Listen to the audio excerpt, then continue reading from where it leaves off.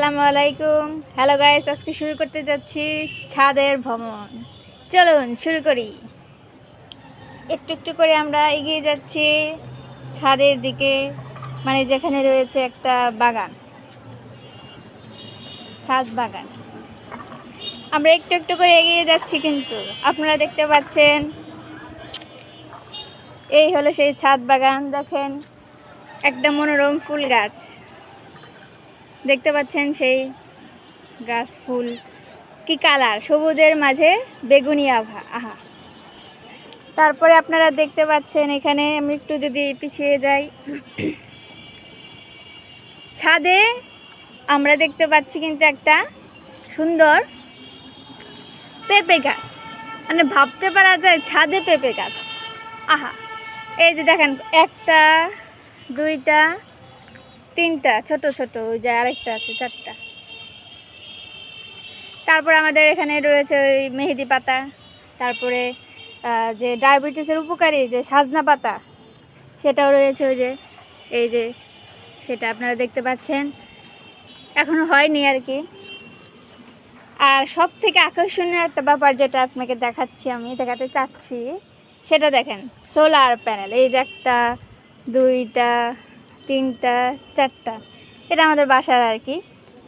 তারপরে এই যে দেখেন ফুল গাছ। আহা, এই জানুয়ারি মাসে এই সবুজের মাঝে ফুটে থাকা কমলা রঙের ফুলগুলি আমরা এখানে দেখতে পাচ্ছি। সেই গাঁদা ফুলগুলি কত সুন্দরভাবে ফুটে রয়েছে, কতগুলি, মানে গোনা শেষ করা যাবে এরকম অবস্থা। গোনা যাবে খুব একটা, কিন্তু সংখ্যায় খুবই অনেক। চমৎকার লাগছে, আপনারা নিশ্চয়ই দেখতে পাচ্ছেন সেটা।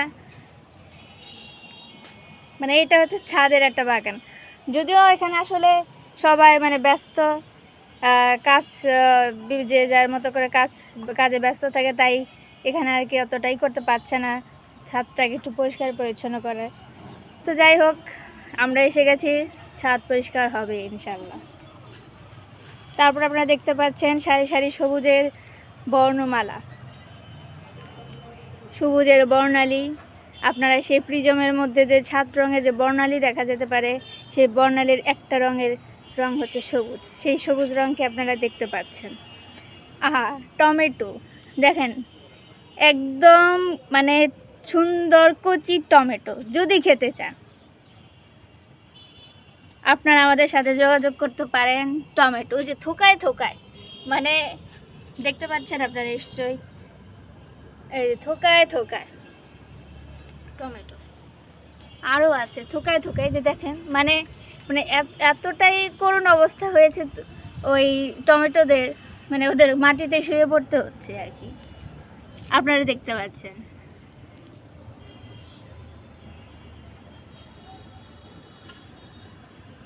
আচ্ছা, এটাকে দেখে আপনাদের ঠিক কী মনে হচ্ছে? এটা একটা পরিচিত একটা উদ্ভিদ। তো আমার কাছে যেটা প্রথমেই দেখে মনে হয়েছিল, সেটা হচ্ছে, যারা আপনারা সায়েন্সে পড়েন, পরিফেরার ওই স্পঞ্জের মতো দেখতে লাগছে না বলুন তো? একদম স্পঞ্জ। যে স্পঞ্জের আবিষ্কার হয়নি, যেটা সমুদ্রে যেসব স্পঞ্জ পাওয়া যায় লাল শ্বেত, কিন্তু এটা হচ্ছে সবুজ। দেখতে পাচ্ছেন আপনারা নিশ্চয়ই, একদম স্পঞ্জের মতো দেখতে। আচ্ছা, আমি বিভিন্ন অ্যাঙ্গেল থেকে আপনাদেরকে দেখাচ্ছি।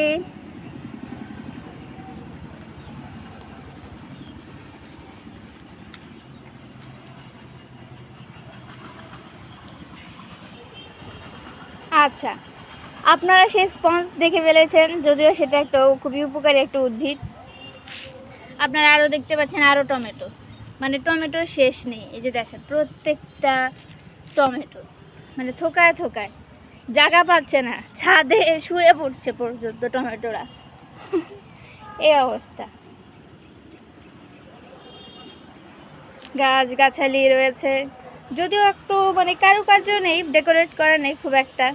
এই যে দেখেন, পত্রবিহীন লেবু। আহা, পত্রবিহীন লেবু, মানে এটা মানে দেখেই অবাক লাগছে। আমি এতদিন পরে বাসায় এসে দেখছি যে একটা অবস্থা, পত্রবিহীন লেবু। আহা, যদি খেতে চান আমাদের কাছে যোগাযোগ করুন। আপনারা আরও দেখতে পাবেন আরও। না আপনারা ভাবতে পারছেন ছাদে কি কি আবাদ হয়, মানে বুঝতে পারছেন, মানে ডালিম আবাদ হচ্ছে। এই যে এই যে এই যে এই যে আমি একটু এই যে দেখাচ্ছি, এই যে এখানে দাঁড়ান, এই যে একটু জুম করে দেখাচ্ছি। এই যে আপনারা যে বীজটা দেখতে পাচ্ছেন, মানে একদম কলি কুসুম রূপে রয়েছে, ফুটলেই ফুল হয়। এই যে ফুলটাও দেখতে পাচ্ছেন, এই যে ফুলটা হচ্ছে এই যে ফুটলে যে ফুলটা হয় আর কি, কলি অবস্থায় থাকলে এই যে এরকম,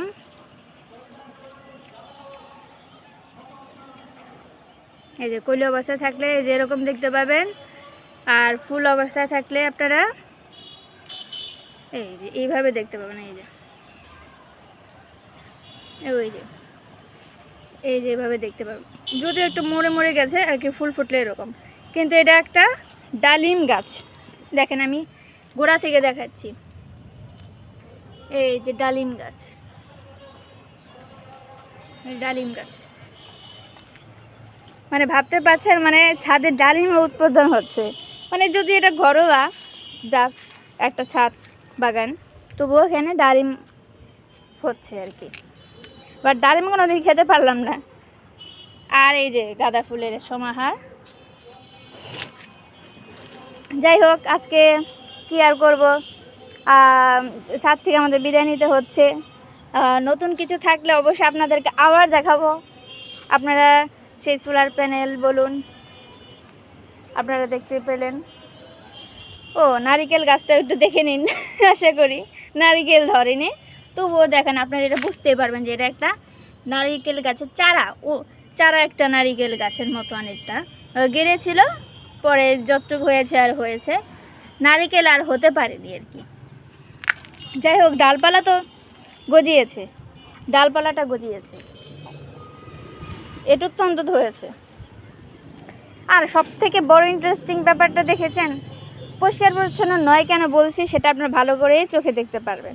এই যে দেখেন, মানে এখানে ময়লা ঝয়লা রেখা হয়েছে, আপনারা দেখতে পাচ্ছেন কলা, পেঁয়াজের খোসা, আরও ফুলকপির কিছু ছিটে ফোটা রয়েছে, কিছুটা সিম রয়েছে, ওই যে সিম রয়েছে সবুজ কালারতে, তো হচ্ছে সিম। এটা একটা জৈব সার হিসেবে ব্যবহৃত হচ্ছে।